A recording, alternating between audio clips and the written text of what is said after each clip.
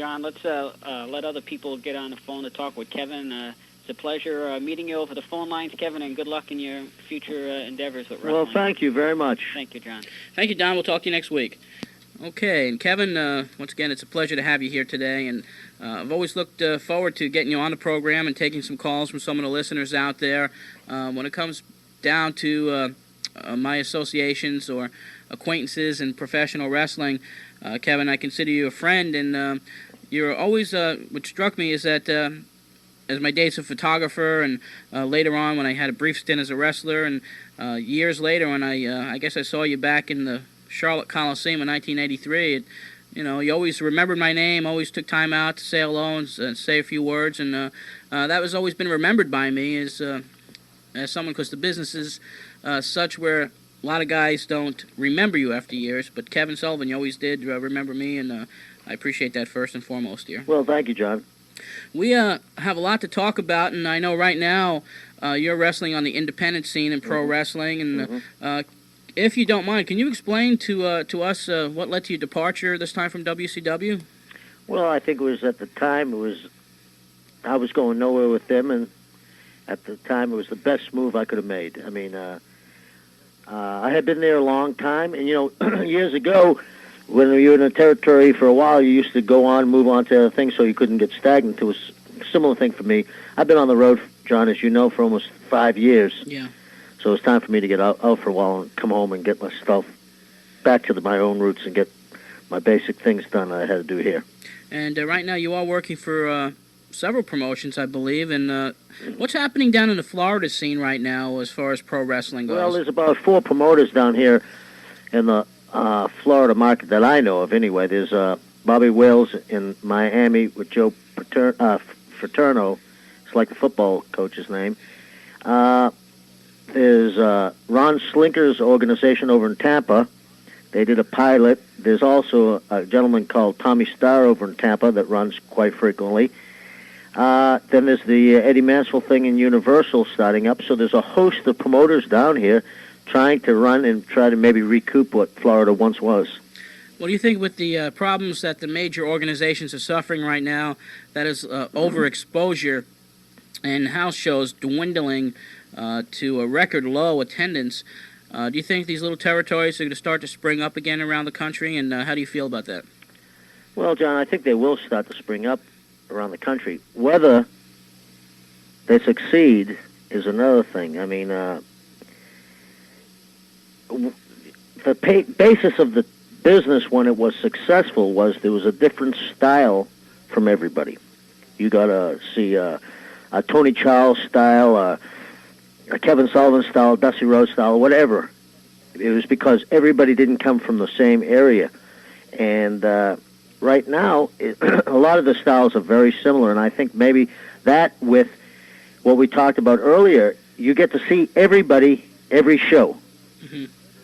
If you go to any show in, we'll say, the New York market, you see, for the WCW, you see Steiner, Sting, Luger, everybody they have every show. There isn't an influx of guys that are different way. I remember being a fan myself. I'm a wrestling fan still today. And there's guys that I'd like to see wrestle. And if you see everybody every time, it doesn't make it special. That's what we're getting back to. That's why I think made the Gardens so special. They would bring Mil Mascaras into the Gardens. Yes. I mean, even if you're a wrestling fan, you knew you had to go to the Gardens to see Mil because he wasn't going to be there next month. Jack Briscoe they bring up, or Terry Funk. You're going to see somebody that was different.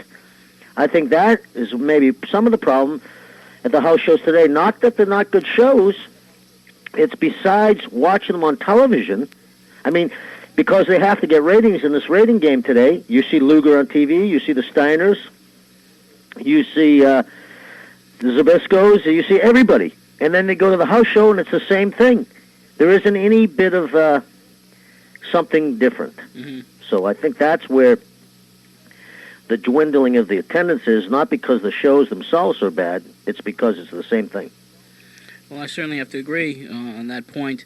Other things that I want to talk to you about is this past Tuesday, WCW had a Clash of the Champions. Uh-huh. Did you get a chance to see that at all? No, I didn't, John. I was working. Uh-huh. I was wrestling over in St. Pete, so I didn't get a chance. But I've heard mixed reviews. Mm-hmm. But most of the people that I have a tendency to take their word say it was a pretty good show. Yeah, I certainly enjoyed it, with Ricky Steamboat making a surprise appearance and winning the tag team titles, teaming up with Dustin Rhodes. That was a great surprise, and Rick Rude coming in and defeating Sting. It seemed to be certainly a step in the right direction for the company, which has drawn a lot of criticism this year for a lot of the moves that they made, a lot of the wrestlers they've lost, including, in my opinion, the top guy, Ric Flair. Do you think that WCW, or what is your prognosis for them as far as on a 6-month or to a year basis down the road? Do you think they're coming back? Oh, John, well, I haven't been following that much, but I mean, bringing in a Steamboat and a Rude has to be a plus. I mean, Ricky Steamboat's one of the most talented guys I've ever seen in this business, and Rick Rude is a very talented guy also. Yeah. So there's 2 pluses. Hopefully, they won't get sidetracked with either one of them, which they sometimes have a tendency to do.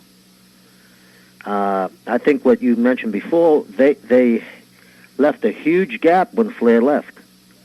I mean, Flair was the flagship of the company, and as you know, John, sometimes in house shows, the matches aren't as exciting as you think they're going to be. But at the end of the night, they always had that ace in the hole that Flair would give the people their money's worth. Yeah. I think that when he left, they lost part of that. But now that they've gotten Rude and Steamboat and some new blood in there, and it looks to me like they're going in a different direction with Paul E. and his group. So maybe, I don't think what they've done, I mean, what they've done this week, as you said, brought in these new guys, I think it can't do anything but be a plus for them. Whether they can keep it on the right track and keep it as a plus, we'll have to see. Okay. Yeah, Flair leaving was certainly a blow to the organization, and there's some places they're still chanting, "We want Flair" in some of the WCW arenas. Lex Luger is the champion right now, and I personally, and a lot of people I've spoken to, Luger just seems to really not have a love for the wrestling business, and we understand over the last couple of weeks there's been some problems with Luger. He refused to go over to England. They're going over to England to do a tour in December, and Luger refused to do that. Do you have any opinions, let's say, comparing Luger to Flair, or Luger as a champion representing an organization like WCW?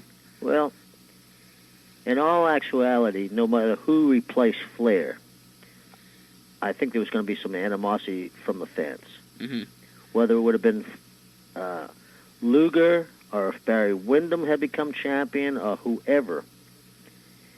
Ric Flair, as you're a wrestling fan, John, and everybody that listens to your program, they always consider Ric Flair the last line back to the NWA champions, where people that were NWA fans could always look and say, well, Ric's the champion, and that's the way it should be. I think it's hard for anybody to step in and fill Ric's shoes. I don't know about the problems they're having with Luger, and I can't comment because I don't know. Right. But I'd be like, years ago in the Yankee Stadium, Tommy Tresh tried to fill Mickey Mantle's shoes. He was a great center fielder, but he wasn't Mickey Mantle. Ric Flair, looking at it, and he was probably the most dominant factor for the decade in the 80s in our business. It'd be very hard for anybody to fill his shoes. And how he left and went to the WWF, I think, was a real mistake with the WCW on their part, because I really believe that maybe Flair wanted to stay there. Yeah, well, I'm sure he probably did, and all the controversy that's even taken place when Rick jumped over and even took the belt, the litigation that's transpired because of the championship belt, just the bitterness on the side of WCW now, doing everything they can. I think that was a catalyst in them perhaps signing a Steamboat where he just left the WWF a couple weeks ago, and already he's on their TV. Catalyst, perhaps, in bringing Rude in, and I think that WCW now is going to do everything in their power to finally start trying to compete with the WWF. Now, getting back to Rick and Flair's situation, I think from the people I've talked to, and when I had Rick at my Wrestling Fans Convention in August, he seemed to be happy. He seemed to be, just like this is finally the opportunity for him maybe to get some national recognition, something which I think he's craved over the last 10 years, national recognition as far as mainstream publicity.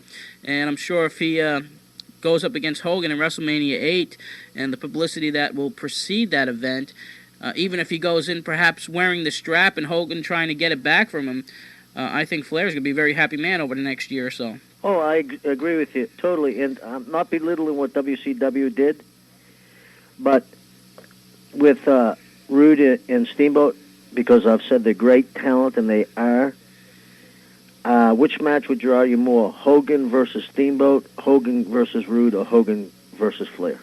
It's got to be Hogan and Flair. Okay, that's the bottom line. Yeah. It doesn't matter what WCW did after they lost Flair. There isn't any replacing that match. I mean, as a wrestling fan myself, I want to see Flair and Hogan. Yeah. I mean, we've been waiting for it for 10 years. That's right. And so I hope, and I wish Rick the best of luck in his quest for what he wants. Well, I know you two are pretty close outside the ring and are friendly, and I'm sure you wish him the best, and we certainly wish Rick the best. And I still, just to be honest with you, it seems almost like a fish out of water, him competing in the WWF, just adding a new style into the organization. It still seems strange to see Ric Flair enter a WWF ring for some reason. It just doesn't seem right. But hopefully, if they give, if he gets the strap, if he beats Hogan, I really feel that it's going to do a tremendous amount for the wrestling business, and rematch at WrestleMania 8 would be tremendous. To this day, I don't know why every major wrestling federation doesn't give Kevin Sullivan a call and say, "Come work for me." Yeah, he's up in age a little bit now, but still very smart guy. Matter of fact, when I first got back in a couple of years ago, Kevin was calling me a lot because he wanted to start a promotion with me here in Tennessee. And I was kind of like, Kevin, I'm not really into doing that. Yeah, John, we can get Haku's kids. They're great. We'll run out of Knoxville and then we'll do a circuit. And I'm like, Kevin, I really don't. Well, you could go back to Southeast Asia. It's wide open over there. People, get some money and let's do it. I was like, Kevin, I'm not promoting wrestling anymore. I'm not running, a full-time wrestling promotion, a part-time wrestling promotion, even a short series of shows. It ain't happening. But I was kind of honored in the way that he was trying to push me so hard on doing it. And but yeah, there's no way that I was going to do that, even with somebody I admired as much as Kevin Sullivan.